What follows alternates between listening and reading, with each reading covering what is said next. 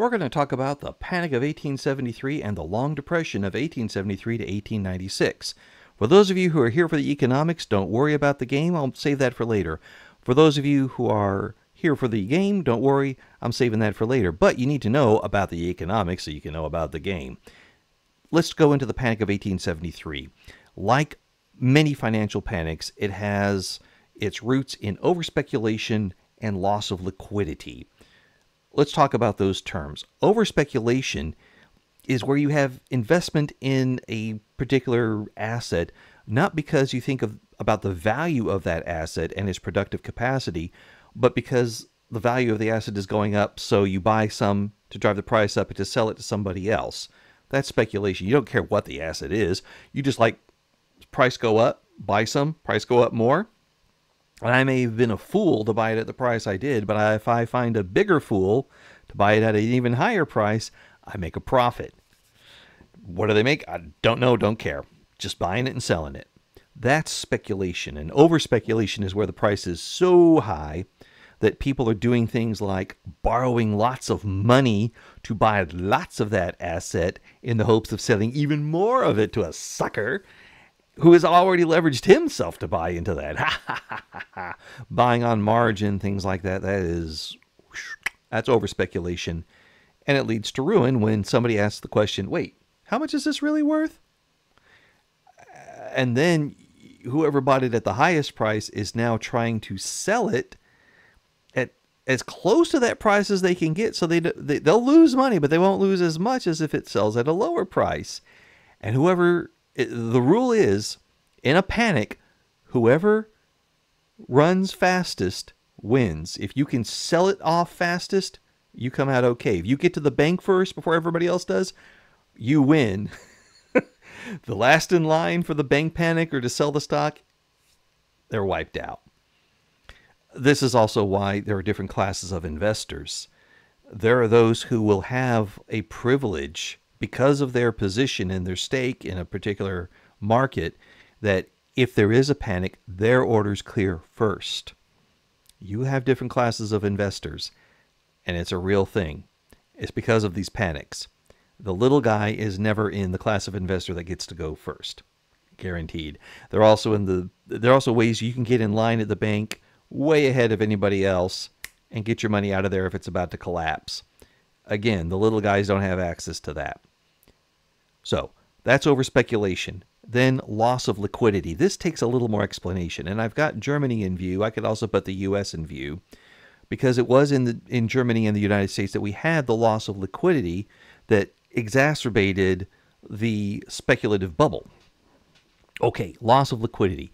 Both of these nations had a bimetallic standard. That is, gold coins and silver coins were in circulation.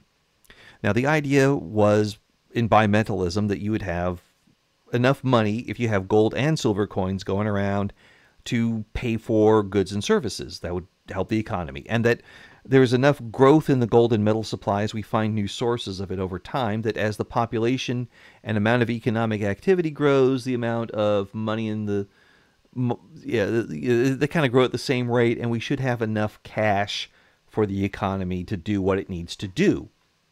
Because if you don't have cash, you're back to barter. And nobody wants that, because cash works. All right. Well, what happens if the amount of money is out of pace with the growth of the economy? You'll either have too much money, and that means money is buying, there's so much more money than there is economic activity that money will buy less than what it did before. That's inflation. The prices have gone up, and your money doesn't go as far. You have a problem there. If you have not enough money, then the amount of stuff you get for a unit of money goes up. Prices have gone down, deflation. But then that also means there's not enough money to handle the amount of commerce. It only goes so far so fast. And if you say are a very large landowner, for example, you have a lot of value in your land and your assets. You just don't have a lot of cash on hand. That's where we get the term cash poor. You need more velocity of money. You need more liquidity of money for you to have access to it to do your trade. Otherwise, you're liquidating your assets, you're selling them off, which is painful. And you may not get as much for it. It basically, it's a good idea to have the right amount of money for the economy. And although you may be thinking, well, hey, if I can buy, prices go down, that's great for me. Well, you're thinking like a consumer.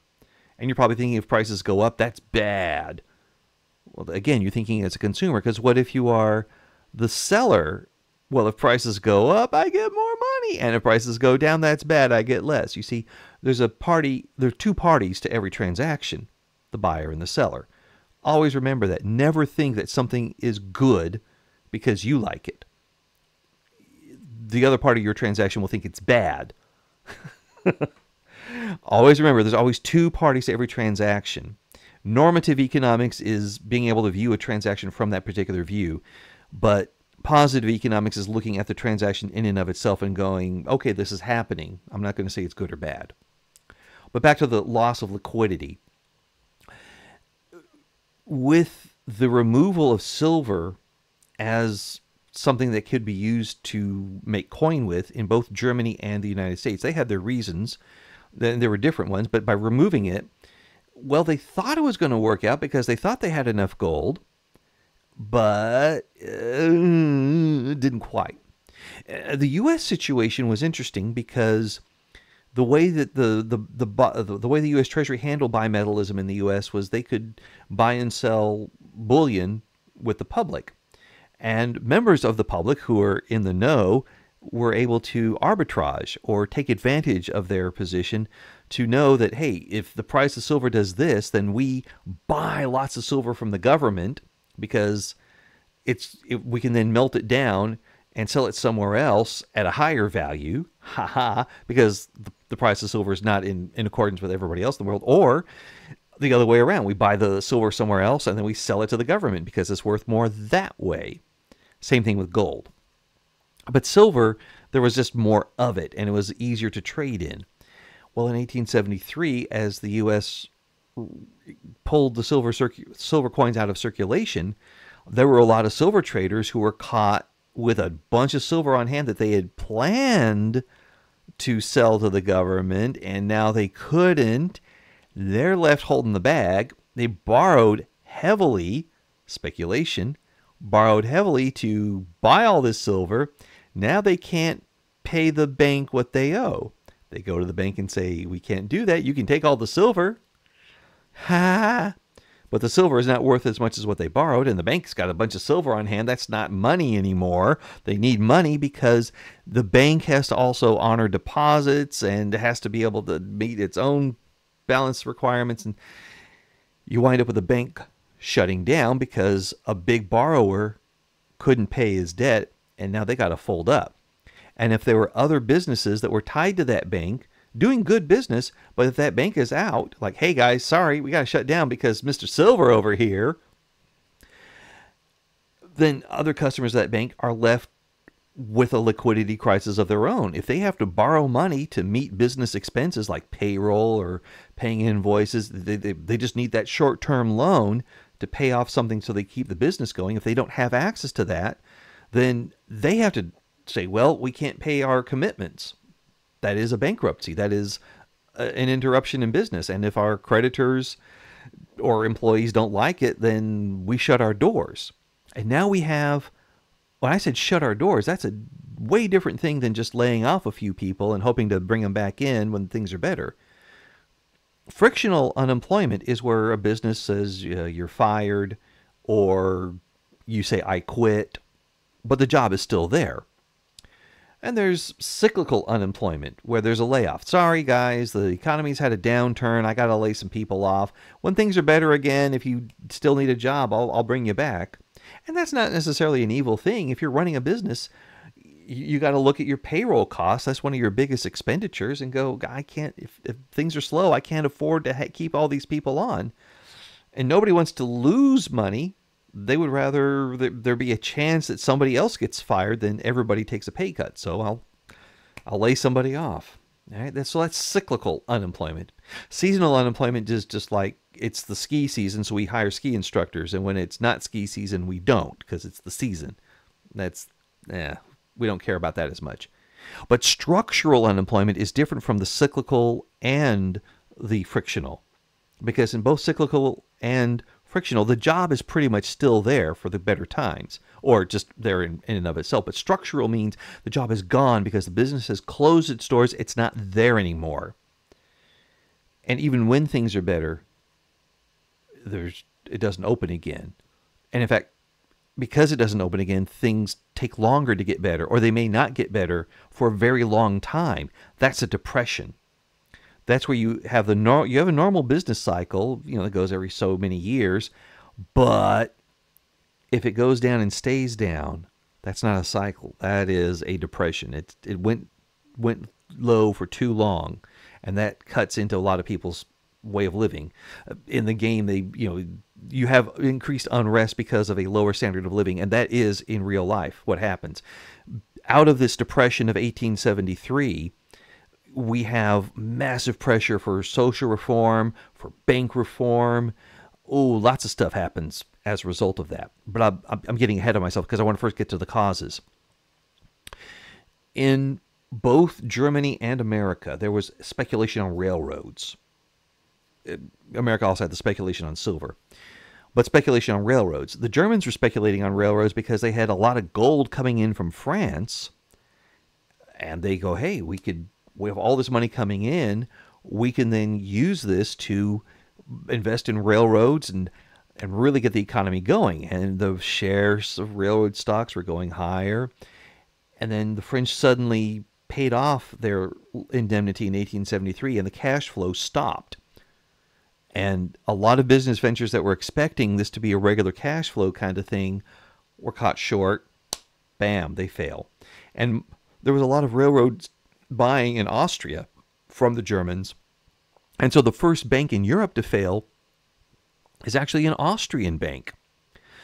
And it fails because it says, it's time for you to pay your loan installment. And the guy says, I can't. I'm going to default on my loan. I'm not going to pay back the money I said I would pay. I'm not happy about it either, guys. And the bank was caught short, had to close, and the banks that had lent to that bank now couldn't get their money back, and there's a knock-on effect. You have a string of bank failures. Well, in America, same things are happening there.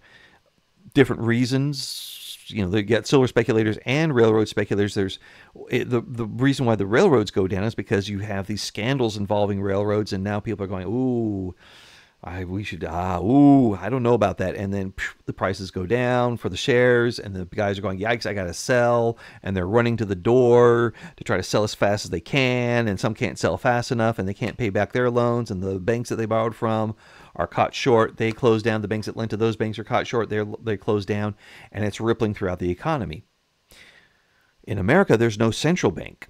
There's no bank of last resort. So all the banks are just really shook hard. Some are able to withstand it. They weren't as exposed as other banks, but the ones that were highly exposed are knocked out of the system. And then pulling the silver currency out in both those economies meant that already you've got a tightening of credit. There's not as much credit available, so that's one bit of money that's coming out of the economy, and then the cash that's coming out exacerbates it. Money has very high value. It becomes very strong. You can buy more with each unit of currency now than you could before because prices have really declined.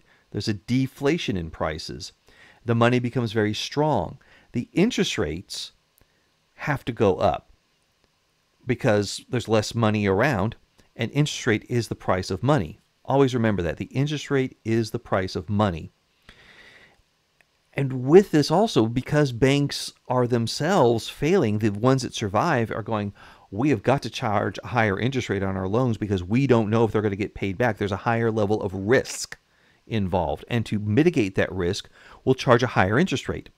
What that means is if we have somebody default, but we've charged higher interest rates on everybody, then the ones that don't default are able to cover the loss we took on the ones that did default. We should be okay with that. So with higher interest rates and lower prices, what does that mean? Well, if you're a producer and prices are lower, you can't keep as many people on. they're gone. Or if your bank shut down, you got to shut down, you close your doors, and all your employees are out of a job. What do people do when they're out of a job? They agitate, they need help, they are hungry, and they look to their government, which you've got a lot of propaganda going out like, oh, this is the best place in the world to live when times were good. Now that times are bad. Okay, how good is it now? We need food. So they're going to agitate. But also, with this decline in demand, why would you open a new business? Let's say you have enough money to open up a new iron mine, to go to the steel industry to make more steel for the rails. Well, the railroads aren't building, so the steel mill shut down. If the steel mill shut down, who's going to buy my iron? I sell it overseas? Yeah, good luck. Everybody else is trying to sell their iron overseas. If I'm not the first to make that sale, because it's a commodity, no one's going to say, oh, buy my iron. It's special iron. It's fancy iron. Iron is iron. And if I'm not the first to sell it, then I'm not selling it. The market is already cleared. Even if the prices go down and there's more being sold, great. That's a wonderful thing, but that means also I'm being paid less for the iron that I have. The demand has gone down. And if somebody else is thinking he was opening up an iron mine, that's it. No, don't do it. Or if I opened it, I got to close it right away before I lose any more money. So the prices go down, and they have a depressing effect on keeping all the other prices low. And that has a depressing effect on keeping other people from going into business because prices are so low. How am I going to make a profit? That's a depression where you've got lots of people out of work, and you've got lots of businesses that don't start because there's a general fear about how they're going to make money. And you've got this liquidity crunch. There's not enough money around to generate economic activity just by the virtue of it being there. And that's what's happening in Germany and the United States, and Austria as well. It's connected. And because other economies in the world are connected to America and Germany, they also suffer economically. Now, the French don't suffer as badly. They were already in a rut economically. They were having a recession, so yeah, it goes a little lower, but it doesn't hit them as hard. They didn't have the speculative bubble. Their banks are able to weather it. And the British also have the Bank of England, which after a really bad railroad crisis earlier on, they had what's called Bagehot's rule, named after Walter Bagehot. And he said the Bank of England needs to operate, number one, in the interest of the public. Then, number two, in the interest of the investors and the owners of it. The Bank of England must work for the public. It must lend to banks that are in need of lending and keep them solvent. Because by doing that, you keep the banks from collapsing and there being a general panic and collapse in the economy. It's better to have a downturn than a panic. So Britain actually avoids a panic from that particular, from their last railroad crisis in the 19th century all the way through to 2008. They avoid a panic. And that's really awesome considering there's a major world war and a Great Depression in between. Well done, England. Now, they have some other financial issues, but well done avoiding the panic. But the rest of the world, especially those that are trade partners with Germany and the United States, when those nations sneeze, they also catch cold, economically speaking. And we have a global event of this from the panic of 1873. People trying to sell their stocks and get out of the market as quick as they can or try to get to the bank before it closes. That's a panic. Because of that panic, we have this long depression that lasts for 23 years. Now, not everywhere has hit the same level of hardness as each other. You've got the United States, in fact, actually has a period where they're booming in between the Depression of 1873 and the one that ends in 1890. They have one in 1893 to 1896. But in between, they kind of have a little bit of a boom. It's small, but it's still not as fancy and happy and wonderful as some previous ones were. Even so, things in the USA are much better than they are in Europe. And it's the 1870s, once the U.S. economy begins to recover in the mid 1870s, that's when they get tons of immigration from Russia and Austria and Germany and Italy. Loads of it. Why are they not getting a lot of immigration from France? Well, France has got its own demographic issues, but it's also not a lot of immigration from England. It's Russia, Austria, Germany, and Italy, the places that were really hit hard with this. They're shipping, people are saying, let's go to America. Things are better there. And, well, yeah, they were until 1893. Then they weren't so much better. But then they got better again. And immigration still is strong to America because its economy is doing better overall up until 1914. Then there's a war, and things change after that. But in other parts of Europe, though, the Depression starts and stays going. It'll vary over time, but it's still very low levels of economic activity all the way to 1896. And again, the levels stay low because of those lower overall prices and the expectation that you're just not going to make much money in this market. There's not a lot of things going on. There's nothing that has brought the demand back up to where it needed to be to go back to the level of economic activity you had previously. This is why depressions stay depressionary.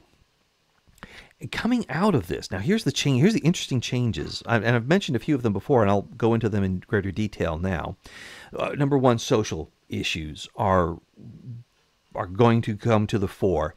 This gets to where people ask questions like, why is all the money going to the rich? Why can't the poor man, why can't the little guy benefit from this? Why? And the idea of being like, yeah, you got these guys who are making lots of money through speculation and investment, and they wouldn't be able to keep making that money if it wasn't for the little guys earning the paying jobs. So let's increase wages. Let's decrease the total number of hours we have to work.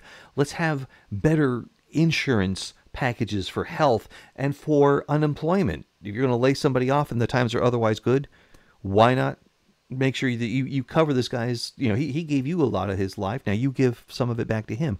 Socialism becomes a much more popular philosophy in Europe during this time period.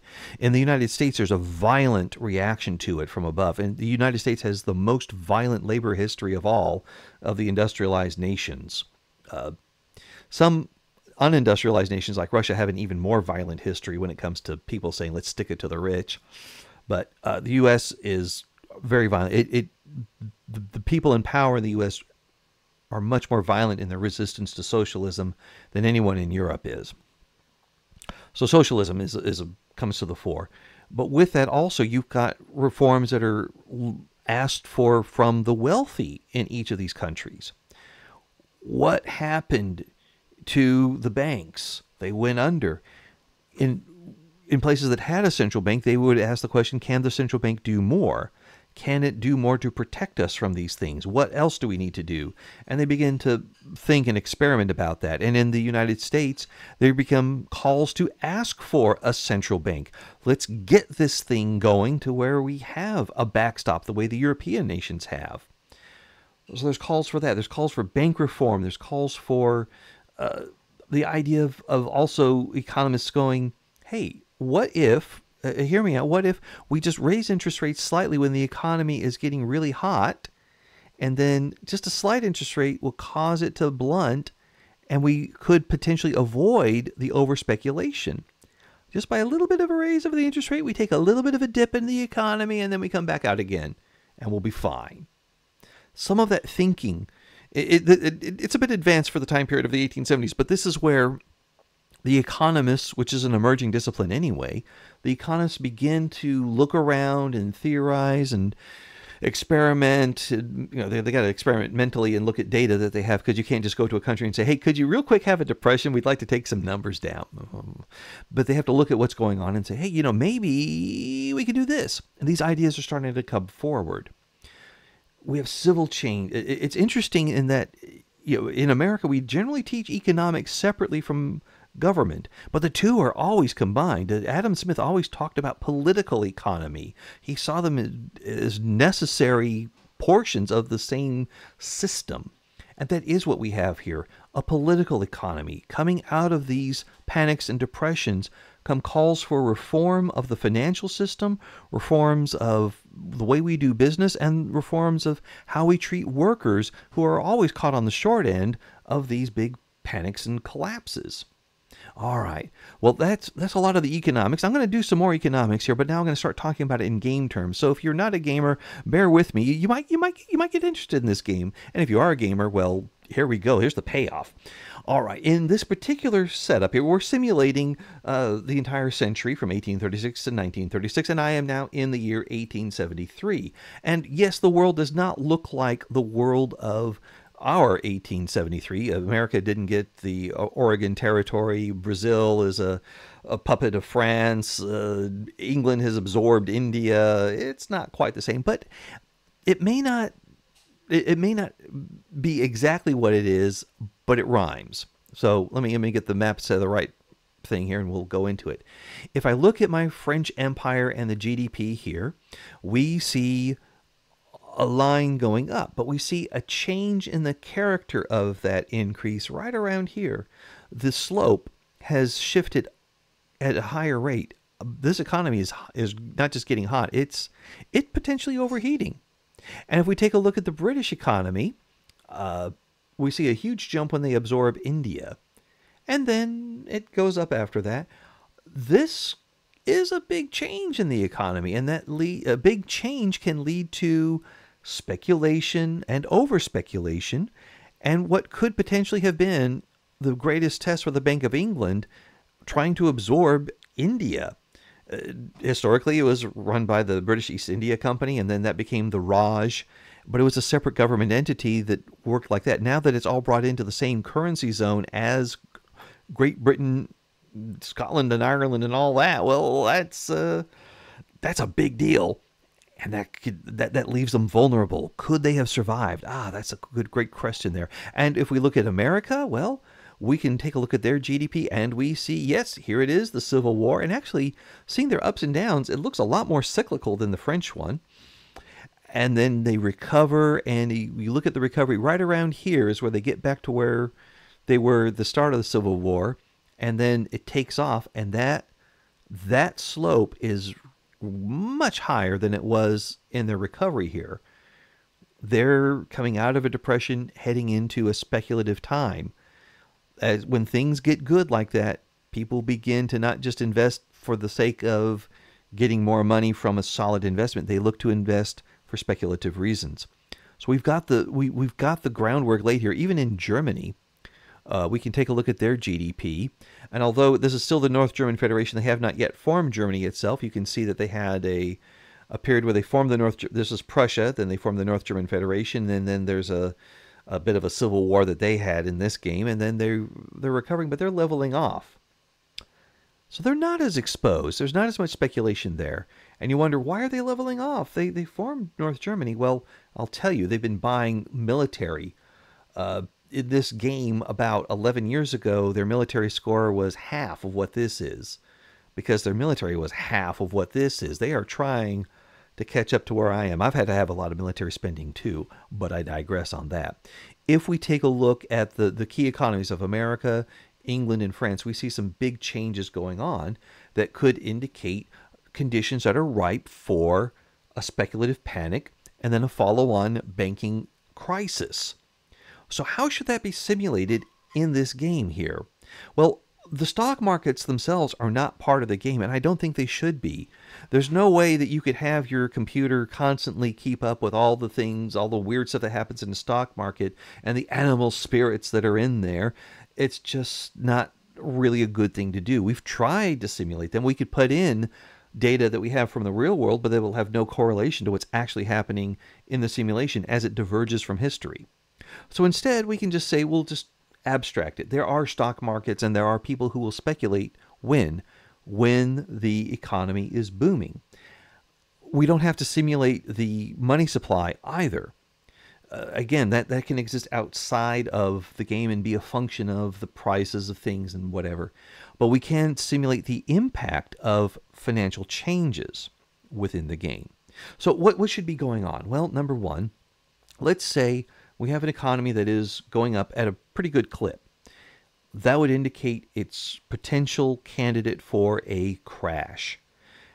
And you would say that if it's been going on for, let's say, 18 months, that's a pretty good expansion. Well, we introduce a small chance of a crash. after 18 months. And then as the economy continues to grow at that rate, we introduce additional amounts of chance for a crash until finally one happens.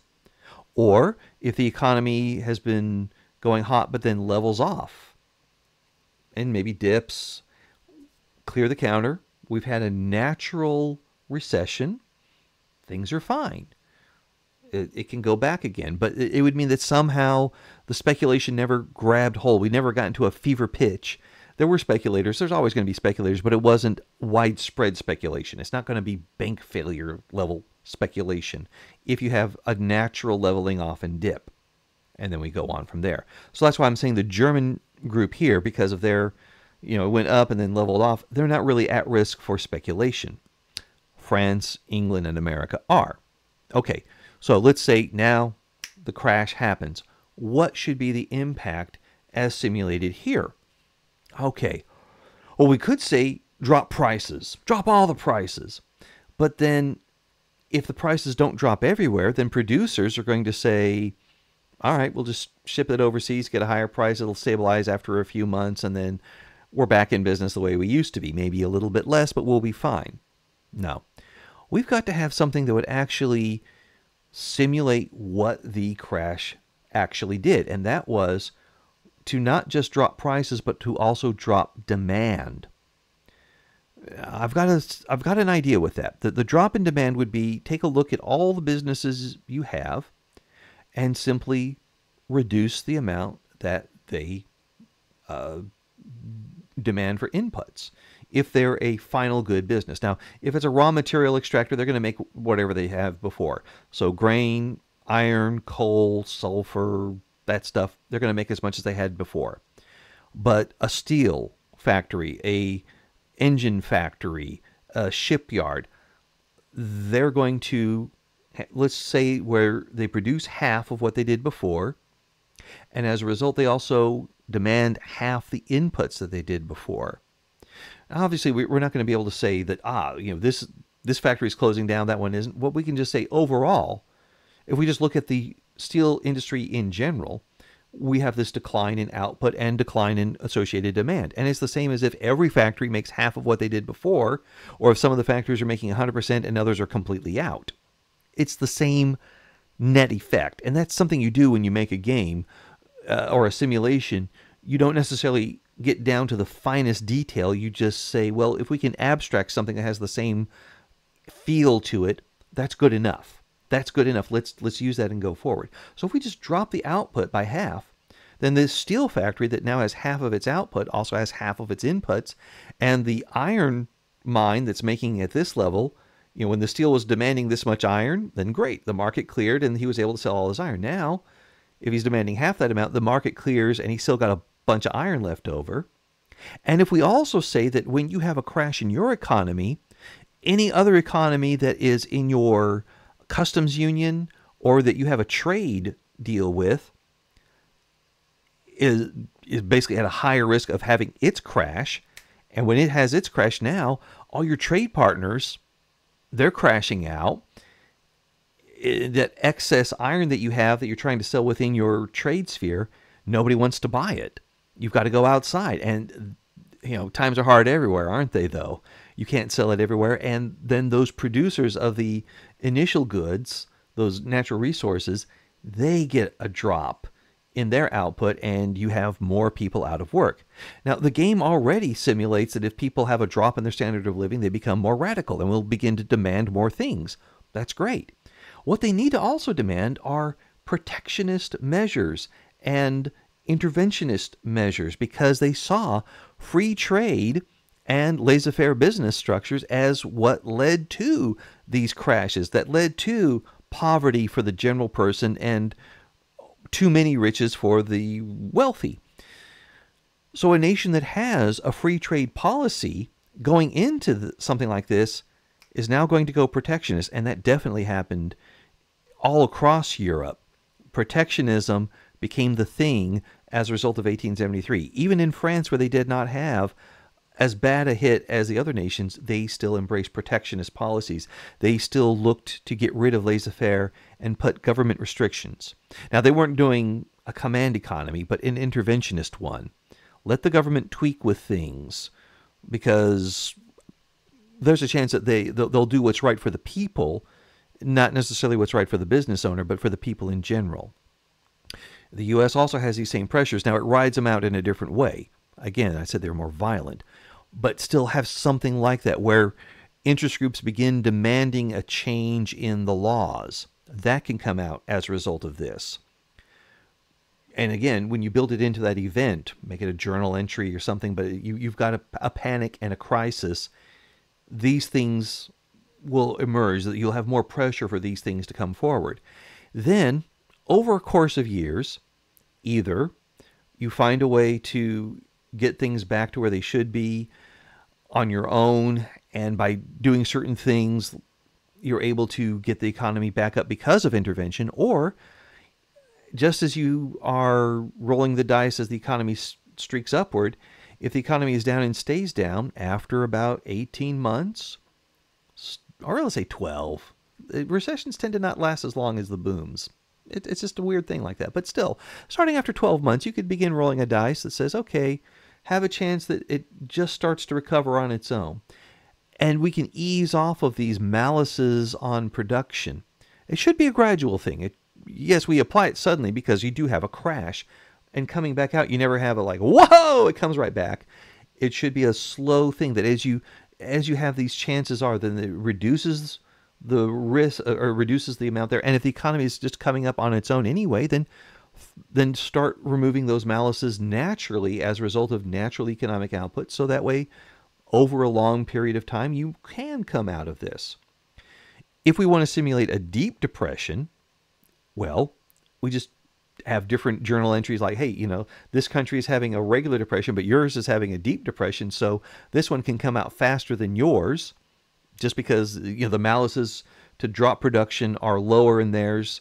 And it's just going to take that much longer for yours to recover, whatever reason we could have there. But we could do that. So just simply saying a malice on production drops it down during that thing there. And we don't have to worry about the monetary policy. That's simulated by the collapse in production. And then the recovery is simulated by just doing recovery things, or as the passage of time goes on, there's less fear and more greed. If we want to build additional things into this, then we could actually put in government policies about banking. Have something that allows the setting of an interest rate. That may be too much for some people, but given the popularity of the economics and finance mod, I would love to see something where either the interest rate is set by the government, and it doesn't have to be where you pick a number. I want it at 5, I want it at 6. You could say I want it high, medium, or low. That could be something. If you do set them on a particular numeric percentage, then all the other countries are playing around with that, and we've got the potential for some really interesting economic play that way. That could be a little more complicated, but again, it's something, an idea for a mod.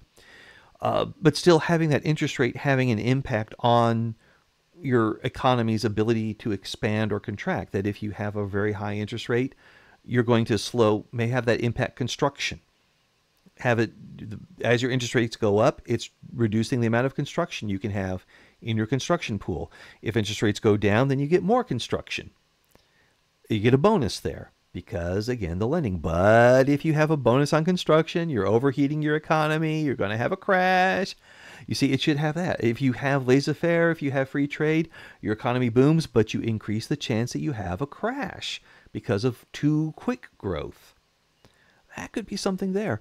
And definitely having central banking as an actual policy area where if I can go to my government and go to laws and I see here under economy, if there's a thing for banks or under power structure for banks, whichever, but if I see something here for the banking system, like no banking system, hands-off banking system, or benefit the bankers' banking system, or benefit the public banking system. We can have different gradual levels between there and different interest groups clamoring for different ones. The rich want one that'll benefit them, the poor want one that'll benefit them, and whoever has the most votes wins. But have a banking policy be an aspect of how the governments run in the game would be a lovely, lovely additional mod to have. And that's what this game needs. Because if I go back to my GDP, I've got this thing. It's pretty darn smooth. I should have had panics. Britain. I mean, even before this time, it's just smooth, smooth, smooth, smooth. There should have been a railroad panic here. There should have been another railroad panic here. Maybe Bank of England here. They should have had their spikes and dips. This is far too smooth for a real economy. It's averaged out over time. And to give us that feel of a real throbbing economy that's lively, we've got to have these swings up and swings down. And the ability to simulate those is within the capabilities of the game as it is, I think. Just put in some scripting and away we go. And again, we could even script in a boom where things are going too quick, and you may have a chance to, if you've got the right kinds of policies in place, you could click the button that says, let's not go too fast. But if you don't have them, then you just click the one that says hyperspeed, and oh my, you could be heading right into a brick wall, but you don't have the, if you're America in the 1870s, that's the only button you can hit. And likewise, coming out of depression, if you have certain things in place, certain kinds of central banking, certain policies in place, you can recover faster than if you don't.